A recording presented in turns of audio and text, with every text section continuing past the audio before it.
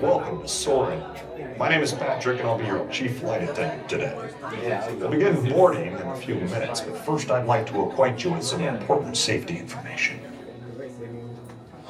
When the doors to your flight open, please take a seat and store all carry-on items in the underseat compartment. This includes cameras, purses, hats, and, of course, these little beauties.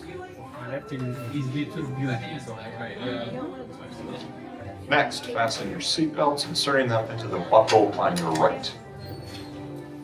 If smaller aviators don't measure up to the height indicator on the seat, just put the belt through the loop in the center strap before buckling.